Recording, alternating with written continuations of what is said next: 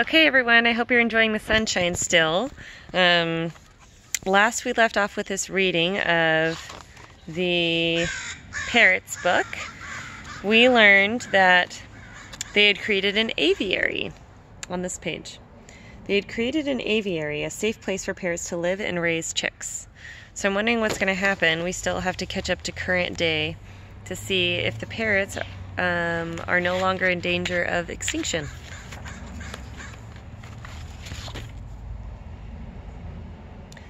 Parrots squawked as scientists with long-handled nets gently lifted eggs and chicks from their nesting hole. The scientists always left at least one egg or chick in each nest so some birds could continue living in the wild. In 1973, Luquillo Aviary opened in El Yunque. Incubators in the aviary kept the eggs warm. The Puerto Rican parrots raised in captivity had no experience as parents, so Hispaniolan parrots helped raise the chicks. These parrots came from the nearby island of Hispaniola. They are like cousins of Puerto Rican parrots, but are not as rare.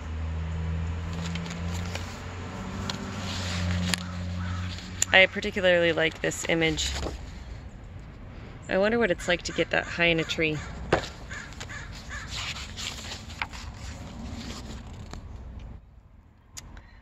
Once, hundreds and thousands of Puerto Rican parrots flew over the island. By 1975, only 13 parrots were left in the rainforest. The worried scientists built special nest boxes and put them in trees and areas where the parrots were likely to nest. The parrots inspected the nesting boxes and then moved in. These nesting boxes were deep and dark, like the nesting holes Puerto Rican parrots find in the wild. A bird sitting at the top of the box could see all the way to the bottom. Pearly-eyed thrashers like to see the bottoms of their nests, so the thrashers left the parrots' nesting boxes alone. Brilliant! If you can remember yesterday from the other birds that had come into their territory. Wild parrots squawked as scientists gently placed chicks from the aviary in the nests so the chicks could learn how to live in the wild. In 1979, the very first chick raised in the aviary flapped out of the wild nest into the rainforest. The scientists worked hard to keep the parrots healthy, both the captive and the wild birds. One chick was rescued from the wild after its wings were badly damaged by gooey slime inside its nest. The scientists rebuilt the baby parrot's wings using old, discarded parrot feathers, pins, and glue. Then they watched the parrots use its new wings to fly for the first time. By the end of 1979, there were 15 captive parrots. Most had come from eggs and chicks taken from wild nests to the aviary. All the faces of these parrots are kind of silly. I also hope you enjoy my own squawking crows. It's a really lovely background for this. Let's see if those wings worked. Hurricane Hugo roared through the treetops of Puerto Rico in 1989. "Iguaca! Iguaca!" the parrots called as the winds blew down many of their tall trees. The hurricane wiped out crops and wrecked buildings and homes. In the aviary, the scientists worried about the parrots. What if another bad hurricane blew down more trees? What if the aviary was damaged? "Iguaca! Iguaca!" a group of parrots squawked as scientists moved from their Luquillo Aviary to a new aviary in Rio Abajo Forest. The forest is less humid than El Yunque, and many parrots had once lived there. Now there were 2 safe places for captive parrots to live and raise chicks. Rio Abajo Aviary opened in 1993. It had some challenges. Thunderstorms sometimes caused the incubators to lose power. The scientists found generators that kept the power flowing to the incubators. The scientists also tried some new ideas. They kept more aggressive pairs of parrots away from the gentler ones, so the gentler birds would not be frightened. They also caged young parrots with adults, so the birds could see how adult parrots behave. The number of parrots in the aviary grew. By 1999, Rio Abajo Aviary had 54 Puerto Rican parrots. The recovery program was ready for the next chapter of the plan, releasing adult parrots raised in captivity into the wild.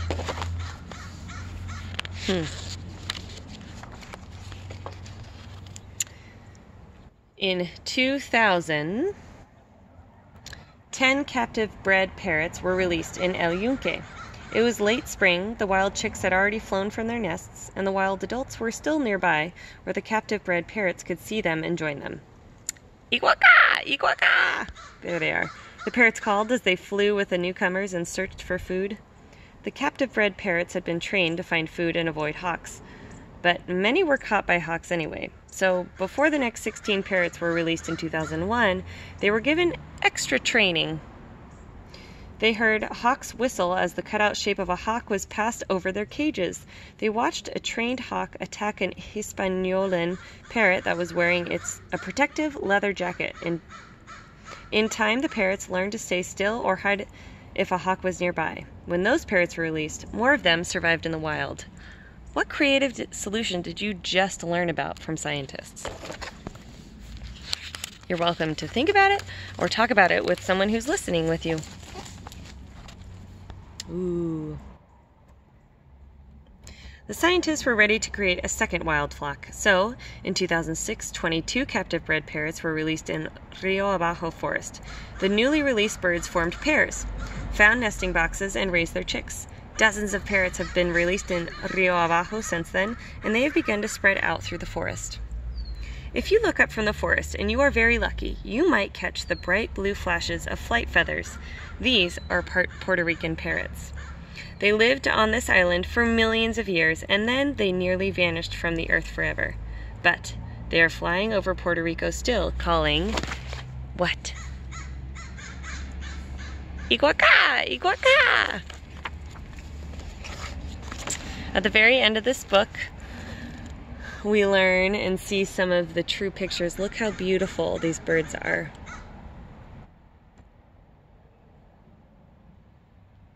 These are some pictures of the different things that they're still doing. I'll include a picture on the slide so you can see and read if you choose.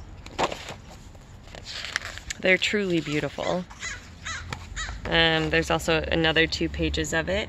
An example of incubators with the eggs, some of the nest options, some of the scientists releasing them.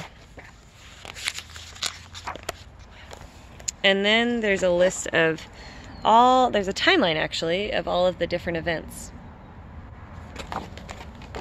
So what I want you to end up responding to is think back on what you've read. People nearly caused the parrots to vanish. Then people started to help them stay alive. What are some things scientists did to help the parrots? How did the scientists show they were creative and persistent?